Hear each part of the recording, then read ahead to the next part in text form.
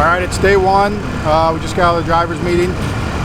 Update on the car. We did get everything back together last night. We just checked fluid, make sure it was good this morning, put the pans back on it, so should be good to go. Fueling it up. They said that whatever A and B group's first session or whatever, so they'll probably be calling us up shortly, and idea is to get up there, make a good pass, and start packing up, changing over, and getting on the road. So that's the goal. That's day one. So we made it to day one. I don't know that we'll finish day one, but we have made it to day one. Well, I woke up this morning and it was already muggy and it was still dark out, so I know it's going to be a hot one today. So we'll see. We'll see what the track looks like, and then we'll see what everything looks like, and hopefully we'll get on the road early enough to, I don't know, deal with the heat, not deal with the heat. I don't. Should be a good day. Lots of cars. 337 was the final car count, so they announced that in the meeting. So that's what we got. See what happens. Thanks, guys. There you go. Alright, so that's $5, and I think this is $20. If it's not, somebody should tell me how much things cost. 1, 2, 3, 4. Oh, there we go. 5. Another satisfied customer. Engine builder, merchandise sales. For tuner, for yes. Of the stars. Alright, now I gotta think where we're at here. So, for the EFI box, ignition parameters, and your rev limiter 1 is your 2-step. Oh, this run? Well, every aim is 590 something, 5 something. That's always the goal. This, it actually should do it, but it's not really leaning all that hard. I think the rule is 11 1/4 inches wide. That's about it. 11.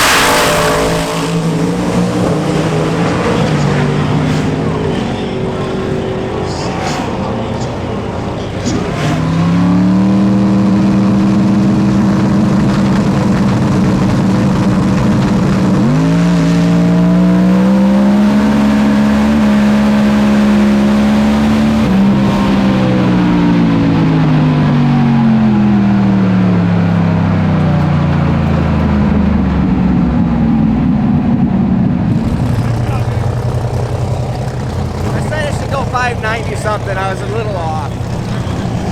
That's alright. I don't know what it's 60 footed, but it looked pretty good in the front half, and 250 is not bad. I'm not leaning out real hard out there because the car will go 260 plus if we want it to. So there's no, I can't imagine he's gonna want to go run it again, but maybe it will. Who knows? Go a little bit faster, but the track just gets worse as we go along for the day. So I guess we'll see. Hey guys, have you subscribed to Sick the Mag yet? Sick the Mag is the magazine for the drag and drive community. It's kind of more like a book. If you haven't subscribed, get over to sickthemag.com, subscribe.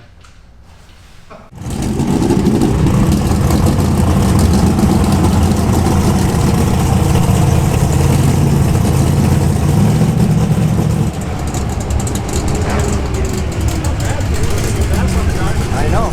In 2 years, you want to go again, or are we going to leave? No, we're out of here. All right. Yeah. Well, that's first full pass on the car in 2 years, so under power, so it was good. Hey, for the position we were in yesterday, I'll take it. So now we just we'll work on backing up and get on the road. I mean, I'm not going to go again and try and whatever. I'll take a 603. So we were wondering how crazy you are. Yeah, no, not today. I've been kicked in the nuts a couple too many times this week, but I'll take what I can get.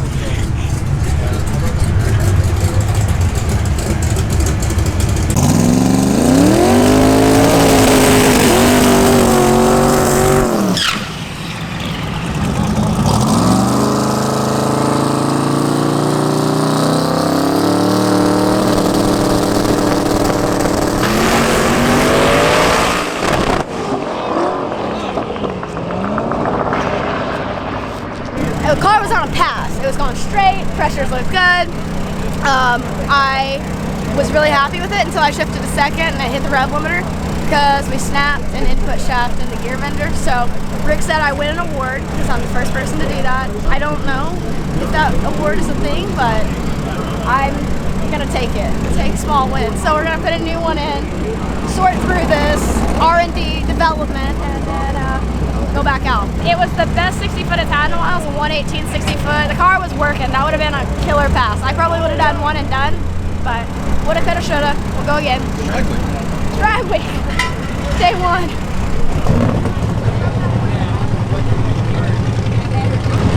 It was on a really strong pass. It was 118, which our best is 115.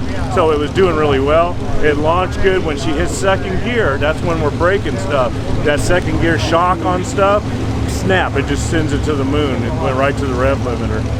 So, you know, I don't know how you can make the transmission shift softer, you know. I don't know what to do. Add some air to the tires, or, you know, put a timing retard in second gear. Tom doesn't do that, you know. So I'm not sure. We're trying to figure it out, you know. It's R&D. It's only making Rick better because we're breaking his stuff.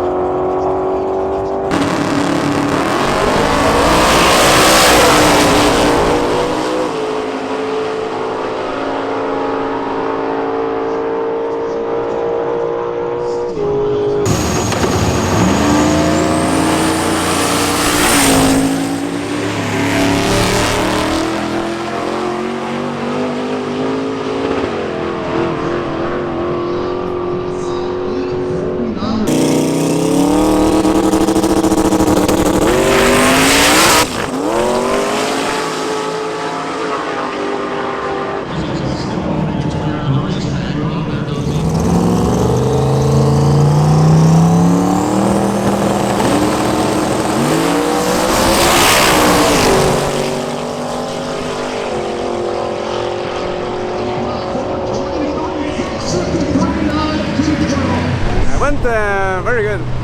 So it did exactly what we wanted. Almost the 49 time that I wanted, but you can't get everything on the first pass. I think I'm second overall at the moment, so I'm very happy about that. So what do you do? Put the off-road tyres on, hit the road? Yeah.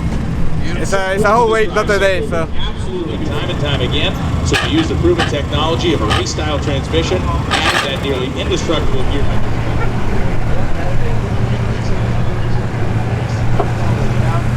PSI is in there, like 1? There's nothing in now. I have to do this. Oh, you got now? Yeah, it's on 6. I'll look at the data log in here because just can't get, it's too bright out there. 408 and 8th, so we're getting her done in the back half to go 603. So that's, you know, that's 198. The split would be 1.98. So 1.9. What is it? 1.9? No, it's 5. So 1.95. So that's all right. That's all cool. Definitely could just, typically if you're going a a 590 something, anything 6.0 and faster, you're like 390s in the 8. So you need to be 390s in the 8 unless you just power through it. So that's kind of where we're at right now. And then just look at drive shaft speeds. Look fine. It's a little slow actually. Look at important stuff like oil pressure. That looks fine. Boost pressure. You know, I have that thing. It's at 53 pounds of boost, which is fine. It missed target just a little bit from what I was thinking it was going to do. I thought it would make 55. And so since this is a new, we're using the Holley boost controller on this, and I haven't messed with it. I mess with the Holley boost controller all the time, but not on this car. So I just have to learn what it wants for dome pressure to what dome pressure to get what achieve boost. And so the boost level actually fell off here just a little bit, just like right at the end here. So I mean, it went down to 51 pounds of boost, and up here is at 53, the yellow line there. So just tickled 54 right there, and then came down. So I'll just end up putting a little more boost or a little more dome pressure on it up there, just so it'll maintain mile an hour. And as long as it makes a good pass, it'll always go pretty close to that mile an hour. Then ET will just be basically based on what we can 60 foot and what we can 330. But we can definitely get after it quite a bit more for sure. So our closed loop compensation is, you know, 0 right there, but -4, 5, 6, 5, 6. So -4. So it's doing next to nothing out there. So that's all good. And right there. Yes, I mean, yeah, the tune-up looks good. Sweet. We're good.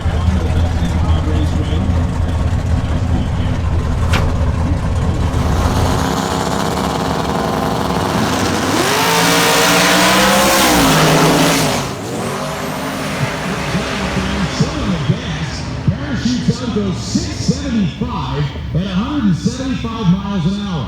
We sorted out our issues, and you know, probably we could have gone up and gone quicker, but we could have gone up and gone slower too. Make it to Friday. You're the fastest street car in America. You did a 101.60 and a 274 330. So I mean, it was okay through the 330, but. Yeah, we'll go quicker hopefully tomorrow.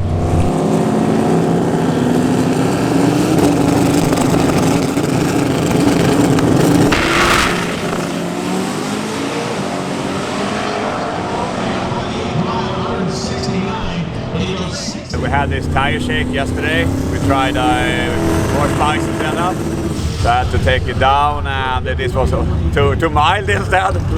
And I didn't really look where the end of the track was, so I was like in 1,000 feet. I pulled the chutes and went off the throttle. So we're giving it one more try and see if we can do a 660 instead. But we have a 680 to the books, so if we mess something up now, we still have a 680 and third place in Unlimited, so it's a good start.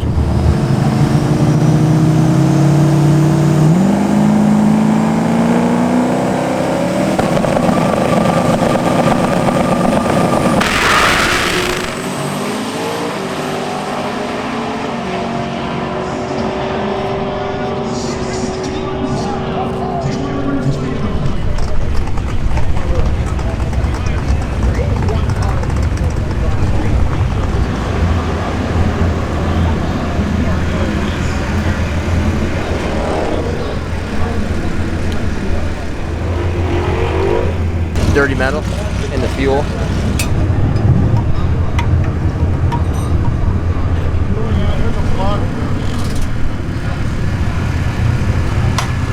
Kind of the way it was set up here was they trying to just use 2 valves, and what it would do is the fuel filter on race would run like normal, but then they would backfeed the system with the street fuel pump.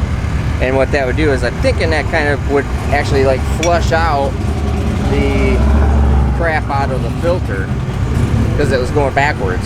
So race was going one way, the street was going the other way. It wasn't fully flowing, so it might not really have been that big a deal, but the whole thing would just be solved if we just, because they're just trying to deadhead it, so the whole thing would be solved just by putting a cap on this hose. And then problem solved, then this filter is left all alone, doesn't do anything, and it's perfectly fine.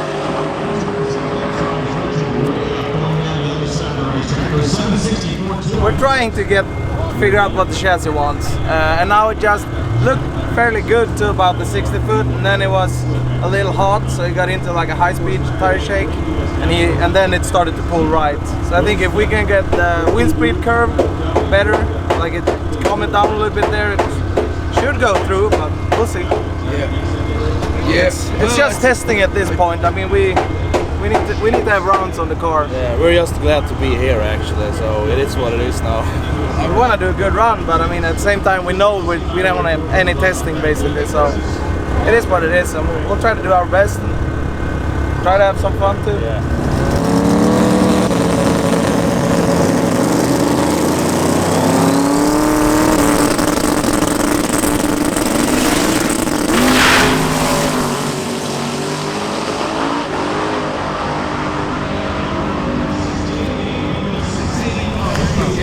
That's good. We'll take it. That's good.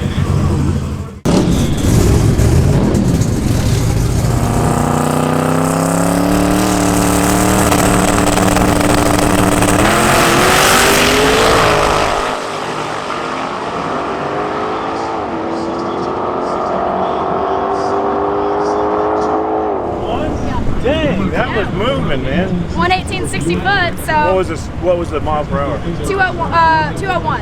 201. Oh, it was a 705, but at 201. Sorry, I missed 705. Yeah. So we got the air vendors fixed. Got the car like good to go. Went up, made a pass. It was a 188 or 1.188 60 foot. So super happy with that for what this car is. We didn't break anything. Also a positive. And we'll be able to turn in a 705 at 201. So awesome.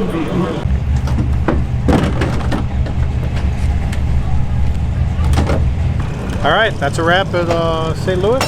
So we're gonna get on the road and hit the first checkpoint. See how it goes. I mean, it's about a freaking 100 degrees and about 100% humidity. Maybe just 98% humidity, but it's a hot one. So hopefully the car behaves. So thanks, guys.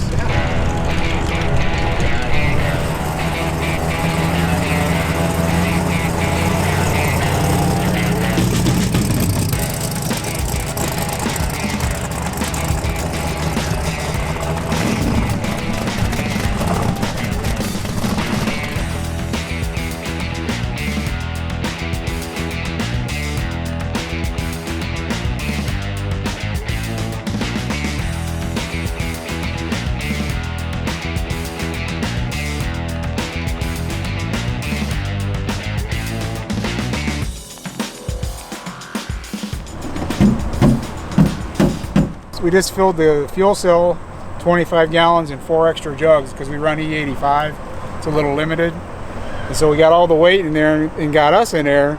As soon as we left the gas station, the tires are rubbing. These tires are just extra tall street tires. I'm just adjusting the inner lip a little bit. It's just rubbing on just a little spot.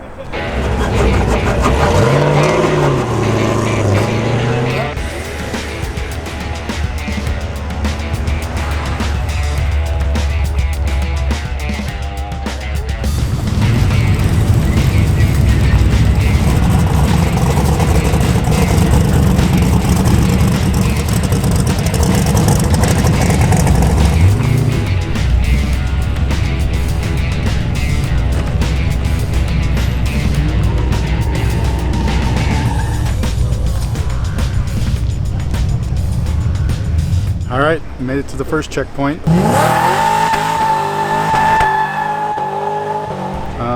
We're giving up on that Google thing because I think we've made 5 wrong turns so far and backtracked twice. So, but here we are. Now we're just gonna follow the paper directions. So, and hope that we can follow those. Steve, problem is Steve cannot do directions. Period. I'm an engine builder, not a navigator. I give a crap about directions. And then Steve took over with the Google thing because he's like, oh, I got this. You went the wrong way, you gotta turn around. So we go back and then find out, no, we were the right way. Now we gotta go back the other way.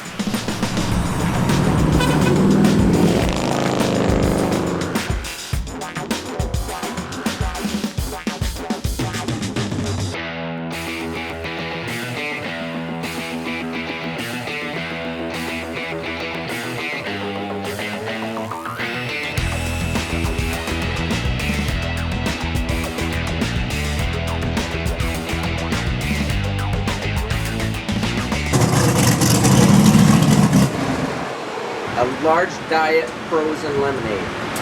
All right, frosted lemonade. Yeah, diet. Go with the number 2, the spicy chicken deluxe. All right, did you want that in a meal? Yep. Can I get a name for your order? Tom. All right, you're good to pull around.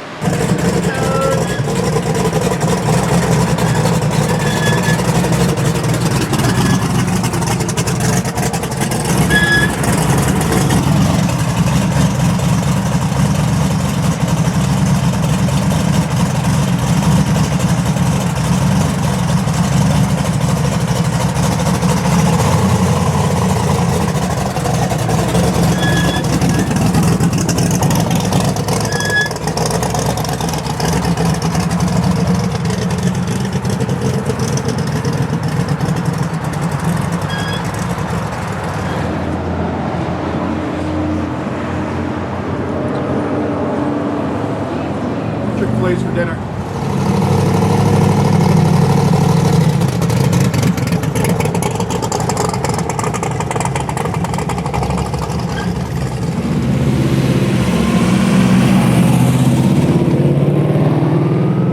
We're at second checkpoint, some racetrack or something, and that's what we got. So we're about 30 miles from Indy, and hopefully we get there. We got a little work to do, and then to be ready for tomorrow morning. So far, drive's been smooth. It's definitely cooled off since the sun went down, so that's definitely better. Makes the car happier, makes people in the car happier. So Steve's not as cranky. So Yeah, I am. Still cranky. He's still cranky.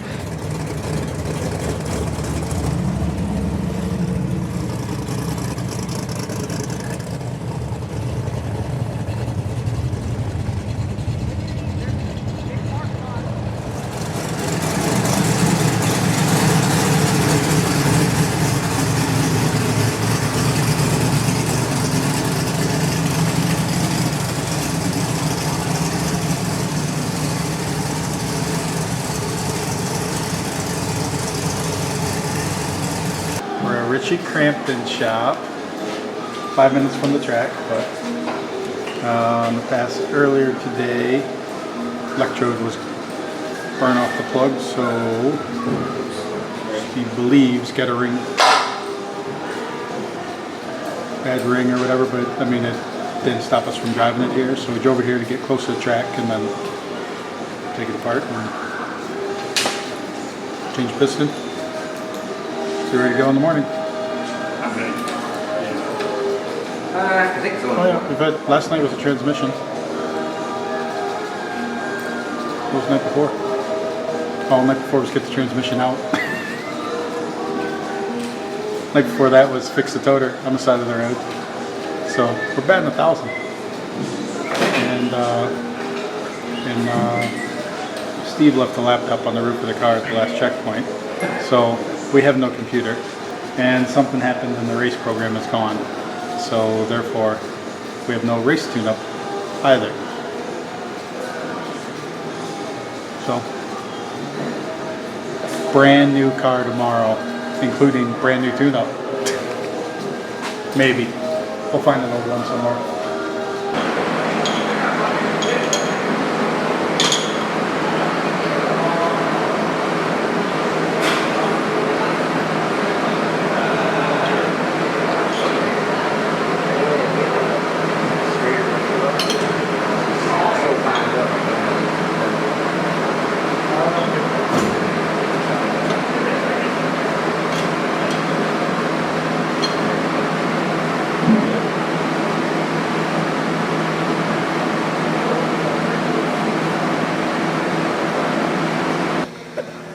Tire print is just too perfect. And nothing else needs to be framed. It's a dead giveaway. Yeah. Making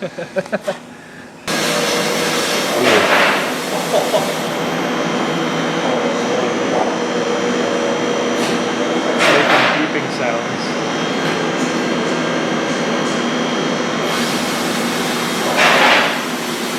I'm Jonathan, also known as Beretta Guy. I found the laptop, saw it when I was leaving, and actually saw the messages going back and forth in Discord, so I turned around and went back for it, and yes, I'm an IT guy for a living. So, go figure. The IT guy finds the laptop.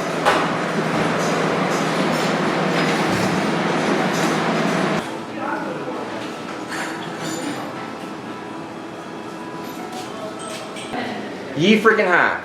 So we are here at Richie Crampton's shop because on that last pass, or on the only pass that we made today, I had noticed as I pulled out the spark plugs, I didn't show all you guys yet because I wanted to fix this and see where we were going to be at, that it had one nipped plug and on the number 6 hole. But it still had compression, the latch was right, so I knew it wasn't seriously hurt. So we knew we were coming to Indianapolis, and I said, well, screw it, can we go to Richie Crampton's shop because he probably has air conditioning and a hoist, and I don't feel like sweating nuggets off trying to work underneath the car. So we drove the car 230 miles? 239 miles with what I thought was a broken piston. Doesn't have a broken piston, But what it is doing is it nipped that plug because it was, well, I don't know yet. I haven't thought about it that hard. So let me think about that some more. But obviously the only thing that it actually did was it pinched this ring. And when it pinches this top ring, then it can't control oil any longer. Even though it's a compression ring, it'll lose compression, makes all sorts of blow by, but then it really makes the second ring unhappy. And so what it does is it oils. So it sends oil up into the combustion chamber, which makes it detonate, which makes it nip the plug. So it burns the plug off of there. So we put a new plug in it. We drove it all 238 miles over here so we could fix it here. And that's what we found right there. So just has a pinched ring, which normally isn't too big a deal. I mean, I could fix it if I didn't have a spare piston, but we're just going to put a spare piston in this thing. It's like midnight. So we're going to be jamming this thing back together. So Kyle's here helping me. Thank you, Kyle. Everybody else is here. It's only 11:46. Yeah, everybody else here is just eating pizza and drinking beer and not helping all that much.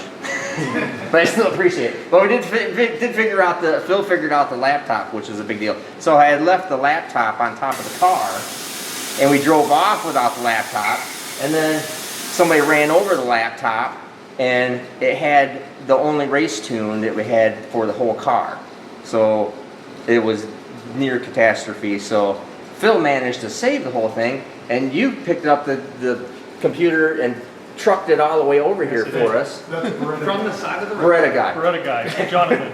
Jonathan. Or John. John, otherwise known as Beretta guy. So, very thankful for that. Very thankful for there. Actually, I'm thankful for everybody handing tools and Richie for letting us use the shop. And so we need to get this back together so we can get like 2 hours of sleep tonight before we start this whole ordeal over again. So this is, everything actually looks really good. And we'll just put a new piston and ring set in this thing. And I think we'll go 597 tomorrow.